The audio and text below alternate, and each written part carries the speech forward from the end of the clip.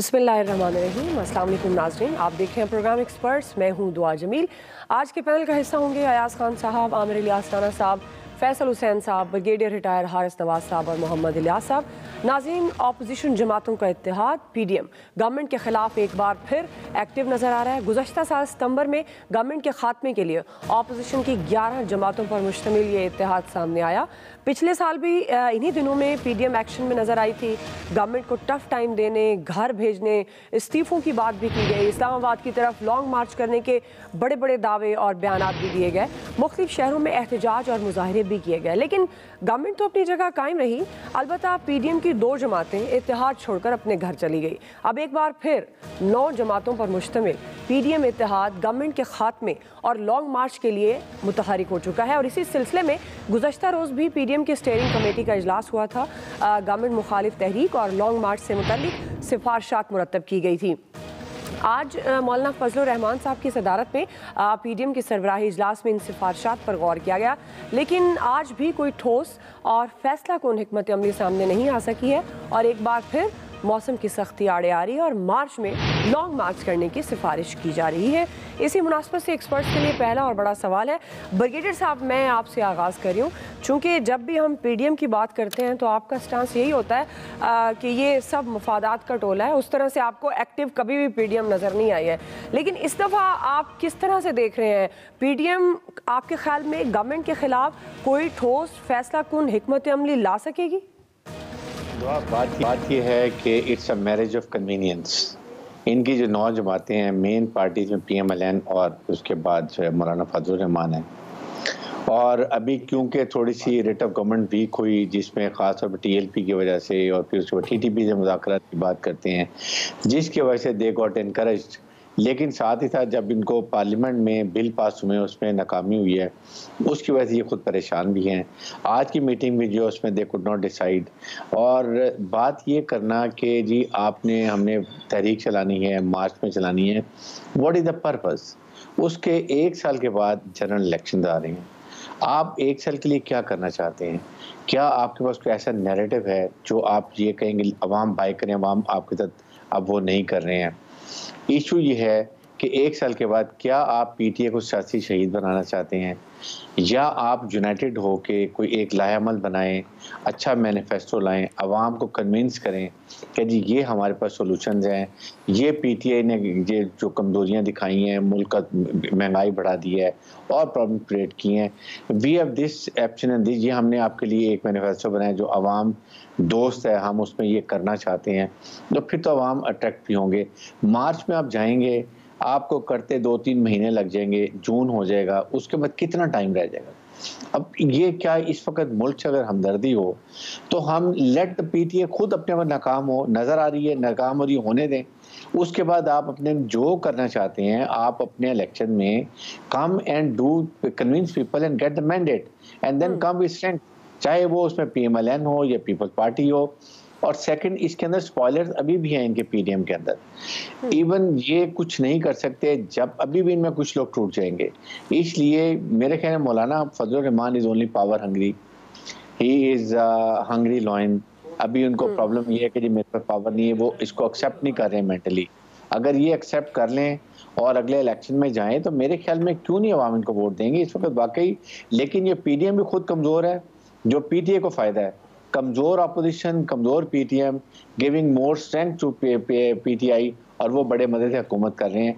या तो strong action लें या चुप करके बैठें और मैनिफेस्टो करें और आगे चलते बढ़ें। सही। आया साहब, अगर मैं गलत नहीं हूँ तो आपका पॉइंट ऑफ व्यू पहले एक ये रहा है कि अपोजिशन कभी भी नहीं चाहेगी कि पाकिस्तान तहरीक इंसाफ की गवर्नमेंट को सियासी शहीद बनाए। लेकिन अब ये जो इस्तीफ़ों पर भी बात की जा रही है, सरबराही इजलास भी हो रहे हैं, लॉन्ग मार्च की भी बात है, एहतजाज की, तो क्या ये महज वक्त गुजारा जा रहा है या आपको लगता है कोई जान है PDM में बाकी कि वो कोई ठोस फैसला कौन हिकमत अमली ला सके? बात तो करनी चाहिए, बात करने पे तो कोई पाबंदी नहीं है, और बिल्कुल बल्कि बातें करनी चाहिए। बात तो एक होगी ना। दुआ बात ये होती है कि जब आपने दूध से खोया बनाना होता है ना, तो उसके हल्की आंच पे रखते हैं और बड़ा काट के तो फिर वो जाके ज़ाहिर लिक्विड से आपने उसको सॉलिड में लेके जाना है। PDM का यहाँ इन्होंने उलट चक्कर किया। ये शुरू में आपको याद होगा कि आंच इतनी तेज थी कि उसमें या तो दूध उबलना था या फिर जल जाना था, उसका फ़ायदा कोई नहीं था, क्योंकि आर या पार तक ये चले गए, बस अब गई, कल गई, इस तारीख को गई, हुकूमत बस ख़त्म हो गई। अच्छा, पीपल्स पार्टी ठीक है, वो एक ये मौक़िफ़ है कि पीपल्स पार्टी ने कुछ गेन किया है, इस वजह से अलहदा हुई थी, लेकिन मुझे आज भी मैं समझता हूँ कि पीपल्स पार्टी की पॉलिसी ठीक थी पीडीएम के हवाले से कि गवर्नमेंट पे प्रेशर बरकरार रखा जाए।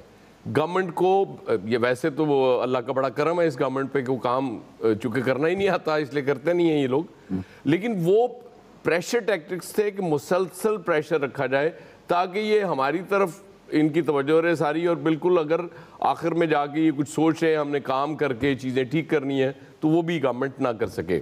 वो हिकमत अमली ठीक थी, वो एक आपको फोर्स भी नज़र आ रही थी दूसरी तरफ ऑपोजिशन में कि वो खड़ी है और गवर्नमेंट को मुसलसल वो प्रेशर में ला रही है। जब पीपल्स पार्टी और एएनपी निकल गई इनमें से, फिर हमने देखा अभी रिसेंटली पेशावर में एक रैली हुई है महंगाई के ख़िलाफ़, जो फजलुर रहमान साहब और शायद खाकान अब्बासी साहब भी खिताब कर रहे थे।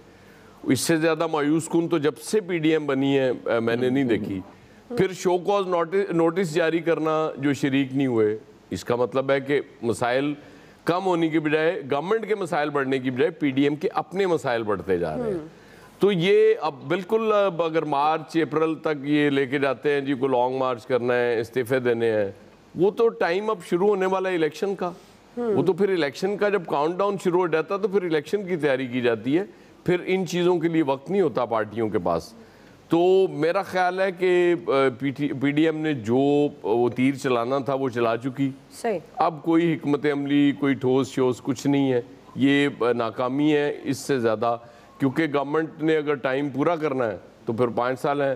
हाँ, वो एक सुनने में आ रही कि शायद अगले साल इलेक्शन का मुतालबा कर रहे हैं, तो मुतालबा करने में तो कोई हर्ज नहीं है ना, मुतालबा करना चाहिए, वो बिल्कुल उनका राइट है। सही जी। आमिर साहब, आपका क्या टेक है, आपको क्या लगता है ये महज सरबराही इजलास हैं? जिस तरह हमने पहले भी देखा कि बड़े ज़ोरों शोर से पीडीएम आई और फिर उस तरह से कामयाब नहीं हो पाई, अब जो उनकी लायामल है, उनकी हिकमत अमली आप देख रहे हैं, इजलास की कार्रवाइयाँ देख रहे हैं, आपको लगता है कि अब कोई ठोस फैसला कोई हिकमत अमली लाएगी? अपोजिशन के जवाब दीजिएगा। मैं ब्रिगेडियर साहब की इस बात से बिल्कुल मुत्तफिक हूँ कि हुकूमत मज़े से हुकूमत कर रही है। जाहिर है कि जब वो गार्लिक को लहसुन की बजाय अदरक कहना शुरू हो जाए, और इनका एक वज़ीर था वो कराची में टमाटर 17 रुपए किलो बेच रहा था जब 80 रुपए थे, तो हिज़्ब इख्तिलाफ जब इस किस्म का रवैया इख्तियार करेगी तो इसीलिए वो मज़े से हुकूमत कर रहे हैं। और जो पीडीएम के अंदर है, जो मेन दरार पिछले साल डलवा दी गई थी, तो उसमें वो केसेस से सारे वो सुकून में आ गए, बाकियों को अब नैब से हो गया। अगर मरीम नवाज़ जलसों में नहीं है तो पीडीएम के जलसे, हाँ, फजलुर रहमान अकेले करेंगे और जलसे का ऐलान करेंगे तो वो भरपूर होगा, इस बात में किसी को शक होना नहीं चाहिए। और अगर आपको पब्लिक गैदरिंग करनी है और मरीम नवाज़ उससे खिताब नहीं कर रही हैं तो फिर लोग लाए जाते हैं, आते नहीं हैं। उसके लिए मेहनत करनी पड़ती है तमाम लोगों को, और उसके लिए फिर वसाइल भी चाहिए होते हैं, क्योंकि जब आप लोगों को अट्रैक्ट नहीं करते, बात करने की नहीं होती, तो फिर नतीजा पेशावर जैसा कभी कभार एक आधा निकल आता है, और वो अच्छा होता है। हिज़्ब इख्तिलाफ को भी समझ आ जाती है कि हम अपनी पॉलिसियों में कहाँ टामक टोइयाँ मार रहे हैं, कहाँ हम काम कर रहे हैं, कहाँ हम नहीं कर रहे। हिज़्ब इख्तिलाफ जितनी मजबूत होगी या वो मिलके जॉइंट एफर्ट करेगी, उतना आम आदमी के लिए शायद कुछ बेहतरी के लिए रास्ता हो। लेकिन ये भी इस हुकूमत ने तमाम जवाज़ ख़त्म कर दिए कि वो हिज़्ब इख्तिलाफ से कोई प्रेशर लेके कोई ऐसे फ़ैसले कर लेगी कि जिससे आम आदमी को फ़ायदा हो, क्योंकि इनके तमाम मंसूबे हवाई हैं। तमाम तर काम वो सिर्फ टेलीविज़न पे नज़र आएंगे, सोशल मीडिया पे नज़र आएंगे, क्योंकि आम आदमी जिसमें मिडिल क्लास है, लोअर मिडिल क्लास है, वो तो गई, फारिग हुई ना, उसके पल्ले तो कुछ रहा ही नहीं। कल जिस तरीके से मिनी बजट अनाउंस हुआ कि जी 350 अरब रुपए तो सिर्फ हम इकट्ठे करेंगे सेल्स टैक्स का इस्तिस्ना ख़त्म करके। अब जब ये नोटिफिकेशंस आएंगे ना, फिर समझ आ जाएगी। वैसे तो सब लोगों को समझ आई हुई है, लेकिन कुछ लोगों को अभी भी मईशत बहुत अच्छी नज़र आ रही है। उनको काला बाग से आया हुआ सब्ज़ बाग बिल्कुल आज तक अच्छा नज़र आ रहा है, और वो बिल्कुल उसके चक्कर में हैं। मतलब ये रोज़ाना की बुनियाद पर कुछ इफ्तिताह हो रहे हैं। भाई, आप मंसूबे कर रहे हैं अरबों रुपए के और ऐलान कर रहे हैं वज़ीर ख़जाना कि हम PSDP public sector development program में से 200 अरब रुपए ख़त्म कर रहे हैं IMF की डिमांड पे, क्योंकि हम वो खर्च कर नहीं सकते। वैसे तो इनके पास पैसे नहीं हैं। आज देखिए, एक सिविलियन ऑफिसर है सेक्रेटरीट ग्रुप का, अमाद शमीमी, उसके ऊपर सोशल मीडिया पे कमेंट करने पे उसकी इंक्वायरी कमेटी प्राइम मिनिस्टर ने बना दी है। ये वही अफसर था जो PTI की बड़ी तारीफ करता था, और उस वक्त PTI PMLN के दौर में जितने सरकारी अफसर सोशल मीडिया पे इनके हक में होते थे, वो कहते थे ये है निज़ाम, इस तरह लोगों को बोलना चाहिए। लेकिन अब एक ने लिखा है तो उसको एग्जाम्पल बनाने के लिए जा रहे हैं कि DG FIA उसकी इंक्वायरी करेंगे। अब बर्दाश्त का मादा ख़त्म हो गया है। मीडिया के ऊपर तो पहले ही नहीं था, अब वो समझा रहे हैं कि तुम सबको हम बताएंगे, जिन जिन लोगों ने हमारे साथ एंजॉय करने के लिए कि एक नया पाकिस्तान हम बनाने जा रहे हैं, हम आपको मज़ा देंगे। हिज़्ब इख्तिलाफ तो हम कई दफ़ा कह चुके ना कि जब तक यकसुई नहीं होगी रिजल्ट नहीं होगा। हाँ देखें ना, पार्लियामेंट के अंदर उन्होंने इकट्ठे हुए एक रिजल्ट दिया, प्रेशर बनाया कि प्राइम मिनिस्टर को वो सारे मेंबर्स, मैंने नाम लिया था उस दिन भी, राजा रियाज जैसे MNA से भी दोबारा मुलाकात करनी पड़ गई। ठीक कि लेवल यहाँ आया कि इधर उधर फ़ोन करके बंदे पूरे किए। हिज़्ब इख्तिलाफ जब इकट्ठी होगी, प्रेशर बहरहाल हुकूमत पे बढ़ता है। होश के नाखून हुकूमत को लेने चाहिए। वादे ये लोग करके आए थे कि हाँ हम पिछलों से बहुत अच्छी परफॉर्मेंस करेंगे। बाकी ब्रिगेडियर साहब ने तज्जिया कर दिया, मैं उससे मुत्तफिक हूँ। फैसल साहब, तो ना सिर्फ ये किया कि वो प्राइम मिनिस्टर साहब मुलाकातें करनी पड़ी, बल्कि प्राइम मिनिस्टर साहब को खिताब भी नहीं करने दिया, क्योंकि वापस आ गए वो वॉकआउट के बाद, और प्राइम मिनिस्टर साहब ने उसके बाद खिताब नहीं किया। जी फैसल साहब, बिल्कुल सही है। बहुत बहुत बड़ी, यानी कि पूरे 3 साल में अपोजिशन की सबसे बड़ी जो कामयाबी है वो ये निकली आज की सारी डिबेट से कि वज़ीर आज़म को जो है वो अपने अराकीन को जो है ना फ़ोन करके जो है इजलास में बुलाना पड़ा।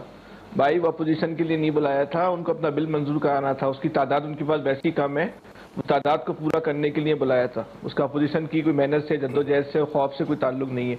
लेकिन अपोजिशन को इस हुकूमत के खिलाफ कोई जद्दोजहद करने का या तहरीक चलाने का या हुकूमत को दबाव में लाने का क्रेडिट देना बिल्कुल ऐसा ही है जैसे भारत में जो है अभिनंदन को जो है वो अवार्ड दिया गया है। ये अपोजिशन और अभिनंदन में फर्क ही नहीं है। जिस तरह उसको अवार्ड दिया, बिल्कुल इनका यही, इससे ज्यादा इनकी वो कैपेसिटी नहीं है। अच्छा, मिलियन मार्च करेंगे, लॉन्ग मार्च करेंगे, मौसम देखेंगे, महीना देखेंगे, बरसात तो नहीं है, सर्दी तो नहीं है, गर्मी तो नहीं है। भाई ये मिलियन मार्च की जो इस्तेलाह निकली है ना, ये चीन से निकली है। चीन से, जब माओ ज़ेडुंग ने जो मिलियन मार्च किया था ना, तो मौसम देख के मिलियन मार्च नहीं किया जाता था। मिलियन मार्च के मौसम देख के, हालात देख के, वाकयात देख के नहीं किया जाता, समझे। लेकिन इनका अलमिया ये है कि इन्होंने जो भी करना है, अच्छा इनका करना क्या है, इन्होंने सिर्फ एक काम करना है, हुकूमत गिराना इनका इशू नहीं है। सही। इनका इशू एक नकाती एजेंडा है कि एस्टेब्लिशमेंट से हमारी दोस्ती हो जाए। हाँ। और कोई इनका एजेंडा नहीं है हुकूमत गिराना या जद्दोजहद करना या अवाम को रिलीफ दिलाना। इस अपोजिशन में शामिल तमाम जमातों का एक नकाती एजेंडा है कि हमारी किसी तरीके से एस्टेब्लिशमेंट से दोस्ती हो जाए। एस्टेब्लिशमेंट इनको जो है मुंह लगाने को जो है वो तैयार नहीं है। अब इस पे इनकी सारी जद्दोजहद है, जितनी मेहनत है, जितनी एक्टिविटी है, वो इसी मकसद के लिए है और इसके अलावा इनका कोई और मंशा नहीं है। वरना जहां इनको हारना होता है वहां हारते हैं, जहां इनको वोट देना होता है वहां वो हुकूमत के हक में वोट देते हैं। ये हुआ है ना, कितने ऐसे बिल आए, कितनी ऐसी करारदादें आई हैं, कितने ऐसे, हम तो पता नहीं किस पे बात करें किस पे नहीं करें, लेकिन ऐसा हुआ है ना आपके सामने। पहले दिन से इन्होंने हर मुमकिन कोशिश की है साबित करने को कि हम एस्टेब्लिशमेंट के लिए ज्यादा बेहतर साबित हो सकते हैं इमरान खान से। आप हम पे हाथ रखें, हम ज्यादा बेहतर नतीजा दे सकते हैं। तो ये अपोजिशन जो है वो अवाम के लिए जद्दोजहद नहीं कर रही, एस्टेब्लिशमेंट का बच्चा बनने के लिए जो सारी मेहनत जद्दोजहद कर रही है। सही। इलियास साहब, देखिए, जो अपोजिशन है उसको जो एहतजाज है वो अपना शुरू में जिस तरह उन्होंने किया ज़ोर शोर से और उनको कामयाबी हासिल नहीं हुई। ज़ाहिर है इनको करना चाहिए था एहतजाज, लोगों के मसाइल पर, महंगाई पर अब जारी रखना चाहिए था एहतजाज। इन्होंने उस वक्त नहीं किया जब करना चाहिए था। अब जब महंगाई सर पर चढ़ गई है तो अब ये इसलिए एहतजाज करें। अब गवर्नमेंट, अपोजिशन का जो PDM का ये नहीं है कि गवर्नमेंट को गिरा के सियासी शहीद बनाया जाए या गवर्नमेंट को इस तरह किया जाए। वो खुद उनके जो अरकान है वो ये नहीं चाहते कि अगर इस वक्त गवर्नमेंट को गिराया जाएगा तो महंगाई उनके गले पड़ जाएगी। और ये होगा कि वो अब जो पीटीआई की गवर्नमेंट जो कहेगी कि जी वो करना चाह रहे थे, इस्लाह कर रहे थे, प्रोग्राम पर एजेंडे पर काम कर रहे थे, इन्होंने गिरा दी। तो अब वो ये सूरत हाल देख रहे हैं, इलेक्शन का, अर्ली इलेक्शन का इंतज़ार हो रहा है और इसलिए प्रेशर क्रिएट किया जा रहा है कि जी अर्ली इलेक्शन हो किसी तरीके, और ताकि ये अपनी गवर्नमेंट बनाए और फिर ये अपना काम शुरू करें। इस वक्त जो ये है कि प्रेशर क्रिएट करना है इन्होंने, और तमाम जमातें आपस में मिलकर सर जोड़ रही हैं। और ये देखें, इनका मुतालबा ये होगा कि गवर्नमेंट को वैसे ही डराते रहेंगे ताकि अपना करते रहेंगे। लेकिन अब ये एक नया मसला शुरू हो गया इलेक्ट्रॉनिक वोटिंग का, तो अब वो सूरत हाल पर भी ये जंग होगी कि ये इस पर अमल दरामद हो सकेगा कि नहीं हो सकेगा। गवर्नमेंट चाहेगी कि इसके तहत ही इलेक्शन हो अगले, तो ये चाहेंगे कि इसके तहत इलेक्शन ना हो। अब ये इस पर एक जंग जारी रहेगी। महंगाई तो भूल गए, महंगाई तो मसला ही नहीं है आवाम का, इसलिए गवर्नमेंट का ना अपोजिशन का, उनको तो पता ही नहीं। वो तो देखें जलसा भी करते ही, जो नून लीग की जानब से एहतजाज शुरू किया गया पीपल्स पार्टी की जानब से, वो कोई इतना बड़ा एहतजाज नहीं था, वो छोटे छोटे इलाकों में कर रहे थे, ना कोई प्रेशर क्रिएट हुआ। बल्कि ये होते हैं पीटीआई दोस्त, क्या कहते हैं, दोस्त मुजाहरे होते हैं, उनको भी फ़ायदा होता है कि जी वो गवर्नमेंट आवाम नहीं निकल रही इस पर, ना कोई ऐसा कोई मसला है। तो ये सूरत हाल है, इस पर देख रहे हैं। अभी कह सकते हैं नूरा कुश्ती हो रही है, लेकिन ये इसको गवर्नमेंट कराने के चक्कर में नहीं। सही है जी, ब्रेक लेते हैं। ब्रेक से वापस हमारा दूसरा सवाल होगा, हुकूमत का पंजाब और केपी में महंगाई कंट्रोल करने का दावा कितना दुरुस्त है? राय लेते हैं ब्रेक के बाद। सिंध को हमने कहा कि आप गंदम रिलीज करें, उन्होंने गंदम रिलीज नहीं की। जब उन्हें कहें आप चीनी रिलीज करें, वहाँ पे चीनी रिलीज नहीं होती। ओवरऑल मुल्क के इस वक्त जो इन्फ्लेशन का जो हमारा डाटा जब जारी होता है, जिसको हम SPI कहते हैं, सेंसिटिव प्राइस इंडेक्स कहते हैं, उसका 40% जो है वो डाटा की बुनियाद है कराची की कीमतें। अनफॉर्चुनेटली कराची में पूरे पाकिस्तान से ज़्यादा जो है वो कीमतें हैं। नाज़रीन, IMF मुआहदे के बाद एक तरफ गवर्नमेंट बिजली और पेट्रोल की कीमतें बढ़ाने का इंदिया दे रही है, तो दूसरी तरफ ये दावा किया जा रहा है कि पंजाब और खैबर पख्तूनख्वा में काफ़ी हद तक महंगाई को कंट्रोल कर लिया गया है। आज वफाकी काबीना को महंगाई से निपटने के लिए हुकूमती इक़दाम पर ब्रीफिंग दी गई। इजलास के बाद वफाकी वज़ीर इत्तलात फवाद चौधरी ने ब्रीफिंग में महंगाई को लेकर सिंध गवर्नमेंट के इक़दाम पर सख्त तनकीद की और ये दावा किया है कि पंजाब और खैबर पख्तूनख्वा में काफ़ी हद तक महंगाई को कंट्रोल किया जा रहा है, लेकिन सिंध गवर्नमेंट की हठधर्मी और नाअहली है जिसके बायस महंगाई में इजाफा हो रहा है, जिसकी वजह से वफाक की क्रेडिबिलिटी ख़राब हो रही है। पंजाब में बढ़ती महंगाई से परेशान पंजाब असम्बली के अरकान बोल उठे और कहा कि महंगाई के इस दौर में घर चलाना मुश्किल हो गया है, इसलिए अलाउंसेस में इजाफा किया गया जाए। जिसके बाद पंजाब असम्बली में अरकान के अलाउंसेस के में इजाफे की करारदाद मुतफ़िका तौर पर मंजूर कर ली गई है। इसी से मुतल्लिक हमारा सवाल है, अयाज साहब, मैं आपसे आगाज़ करी हूँ, चूँकि कल आप जब हम महंगाई की बात कर रहे थे तो आप कह रहे थे हमें शुक्र करना चाहिए। चले पंजाब वाले शुक्र करें, क्या केपी वाले भी शुक्र करें? ये जो दावा किया जा रहा है पंजाब और केपी में महंगाई कंट्रोल करने का, आपको लगता है इस दावे में कितनी जान है? बड़ी जान है इस दावे में। देखे ना, फवाद चौधरी साहब जब कह रहे हैं तो फिर कैसे हो सकता है उसमें जान ना हो। अब वो क्या करें, उनकी भी मजबूरी है कि वो पिछली हुकूमतों पे डाल के महंगाई, अब वो जाहिर है अब वो बिकने वाला नहीं है वो सौदा, तो अब एक सिंध गवर्नमेंट है उस पर डाली जा सकती है कि जी इसकी वजह से। हाँ, मैं ये दावा बिल्कुल मान लेता फवाद चौधरी साहब का कि मुझे पता चलता कि जी वहाँ 150 रुपये किलो चीनी बिक रही थी और यहाँ 70 रुपये किलो बिक रही थी, फिर मैं मानता जी कंट्रोल कर लिया है। यही हाल केपी का होता। अब फैसल बेहतर बता सकते हैं, कराची में बैठे हुए हैं, कि वहाँ महंगाई कितनी ज़्यादा है पंजाब की निस्बत। यहाँ तो तौबा की भी हमने इतनी ज़्यादा, मैंने कल भी आपसे कहा था कि जब कुव्वत ख़रीद ही ख़त्म हो जाए तो फिर महंगाई का एहसास ही ख़त्म हो जाता है। एक स्टेज आती है ना बंदे पे कि वो मुश्किलें इतनी पड़ी कि आसान हो गई। हमारी तो वो हालत हो गई हुई है कि हमें तो अब लगता ही नहीं है कि रोज़ चीज़ें महंगी करते जाते हैं। मैंने आपको एक वाक़या भी सुनाया था ना कि मैंने डबल रोटी की कीमत के बदले में वो एक रूलिंग एलीट के दोस्त ने मुझे क्या कहा था कि वो गाड़ी बहुत महंगी आ रही थी, वो मैं नहीं ले सका। तो जब इतना फ़र्क होगा, और फिर बिल्कुल इनके लिए पेट्रोल भी दुनिया का सबसे सस्ता है, इनके लिए बिजली भी दुनिया में सबसे सस्ती है, इनके लिए खाने पीने की चीज़ें भी अमेरिका में ज़्यादा महंगी हैं, यूरोप में महंगी हैं, यहाँ सबसे सस्ती हैं। उसकी वजह ये कि इनका मसला नहीं है, ये अफोर्डिंग पावर अल्लाह के फजल से इतनी ज़्यादा है इतनी ज़्यादा है कि ये तो मतलब हाथों में पैसे उठा के सुबह सड़कों पे फेंकना शुरू कर दें तब भी नहीं ख़त्म होते। ये मसला है आम आदमी का। आम आदमी की भी क्या, वो तो मैं शुरू से सुन रहा हूँ, जो भी गवर्नमेंट जब भी कोई चीज़ें महंगी होती हैं वो कहती है आम आदमी को फ़र्क नहीं पड़ेगा। वो आम आदमी की मुझे तलाश है, वो हर दौर में रही है, वो आज तक मुझे नहीं मिला। जो तनख्वाहदार बंदा जिसने मेहनत करके पैसे घर लेके जाने हैं उसके ये मसाइल हैं। इस क्लास के लिए ये कोई मसला नहीं है, ये सुकून में रहते हैं क्योंकि ये शॉपिंग भी ज़ाहिर है इन्होंने बाहर से जाके करनी होती, यहाँ तो कोई चीज़ इन्हें पसंद ही नहीं आती। और फिर जो घर की ग्रॉसरी आ रही होती है वो मुलाजिम ने जाके लानी होती है, वो ला के बिल दे देता है, कहते हैं जी बस ठीक हो गया, ख़त्म हो गया, ख़ुद तो ये जाते ही नहीं है उधर। तो इसलिए इनके दावों पे आपको ईमान ले आना चाहिए। ये जो दावा करें आप कहें जी बिस्मिल्लाह, ये दावा बिल्कुल ठीक है, बल्कि ये सवाल ही नहीं पूछना चाहिए। दुआ बड़ी ज़्यादती करती है। सही है, माजरत खाऊं। आमिर साहब देखें ना, हम तो मारे हुए हैं ख़ुव्वत के, भाईचारे के, हमारे अफ़गान भाई भूखे हैं, हम तो सप्लाई करने के लिए उनके सोच रहे हैं ना। कल भी प्राइम मिनिस्टर ने बेपनाह अरबों रुपए उनके लिए मुख्तस कर दिए हैं। हमारे लिए वो इश्तिहारात की सूरत में हैं और उनकी सूरत में, जिन्स की सूरत में है कि जी चीनी गंदम जाएगी। तो अच्छी बात है कि हमें तो सारी उम्मा का ख्याल रखना चाहिए, सूडान में भी बेचना चाहिए, क्योंकि यहाँ फरावानी है ना, आम आदमी का मसला ही नहीं है। यहाँ पे सिर्फ देखें ना, ख़वास हैं जो पंजाब असम्बली के अरकान हैं उनको अलाउंसेस चाहिए, आम आदमी को तो बिल्कुल ज़रूरत नहीं है। शहबाज गिल ने साल 1.5 साल पहले एक ट्वीट किया था, जब चीनी 70 रुपये किलो पे आई तो उसने कहा खान आया है और हम बताएंगे कि 70 से भी नीचे लाएंगे। आज फवाद चौधरी कह रहे हैं कि 85 पे आ जाएगी, बिल्कुल ठीक बात है। जो 2018 में इनको कीमत मिली थी उससे 68% इजाफी होगी जब 85 पे आएगी।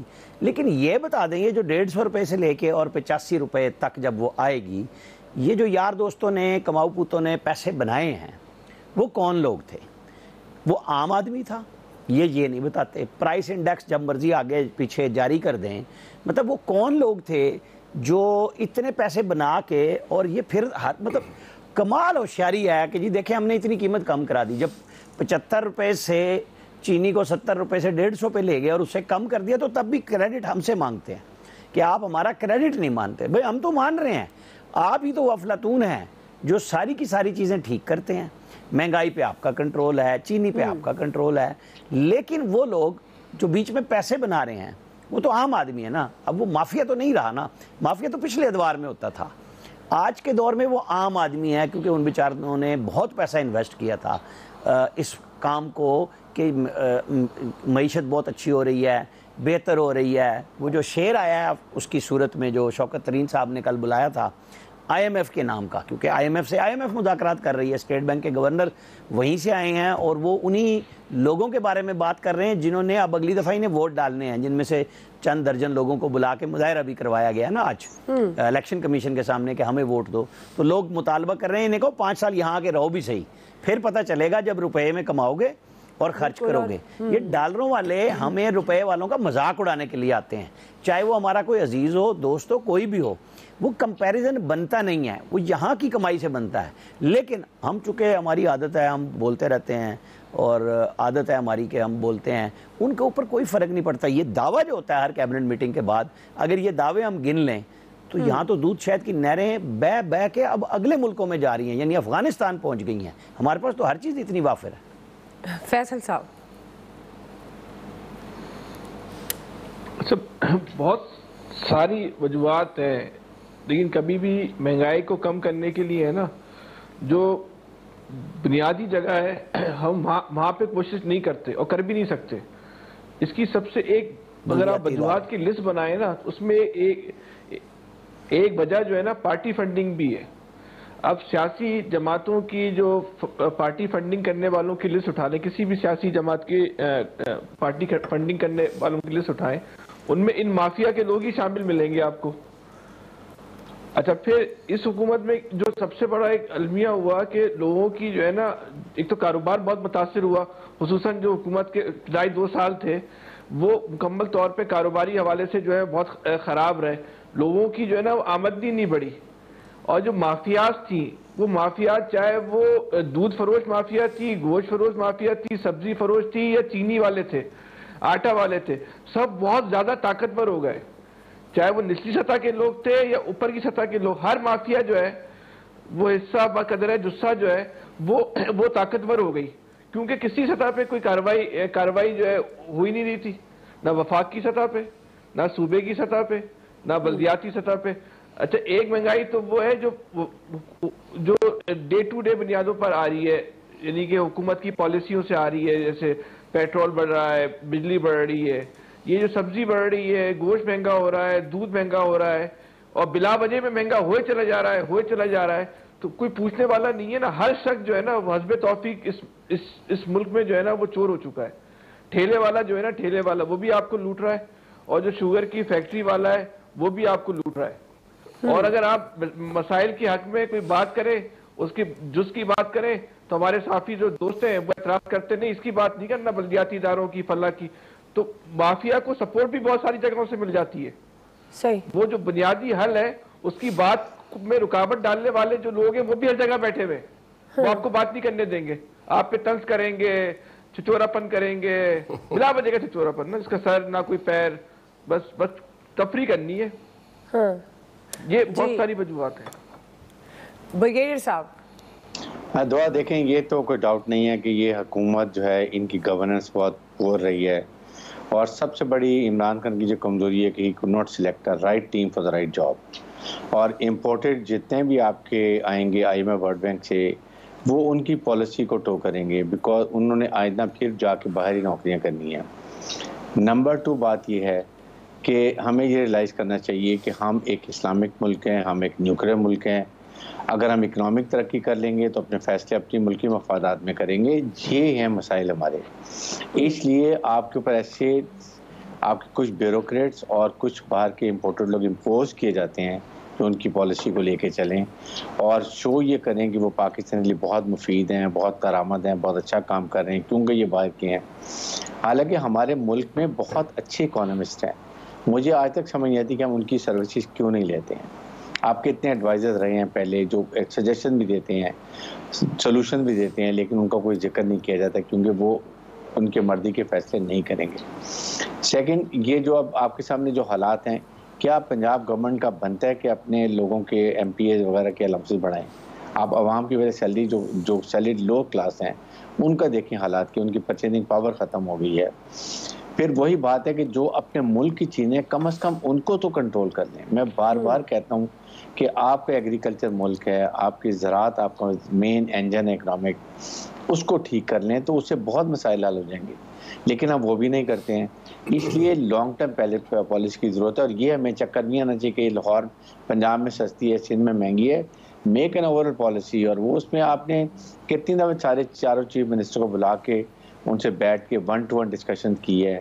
जब when you interact with each other तो कई मसाइल और मिसअंडरस्टैंडिंग दूर हो जाती है और आप मुल्क के लिए बेहतर करते हैं। कराची के मसाइल आपके सामने हैं और हम सब अभी वही बात कर रहे हैं, वो भी इलेक्शन को देख रहे हैं, PDM भी इलेक्शन को देख रही है, लेकिन अवाम को कौन, जिन्होंने नुमाइंदे सेलेक्ट किए हैं, why we have a democracy, why do we have national assembly, provincial assembly, senate. अवाम के लिए, लेजिस्लेशन के लिए, कानून साजी के लिए, बेहतर करने के लिए उसको कोई हाल नहीं होता। आई थिंक इन चीज़ों पे हमने जोर देना चाहिए।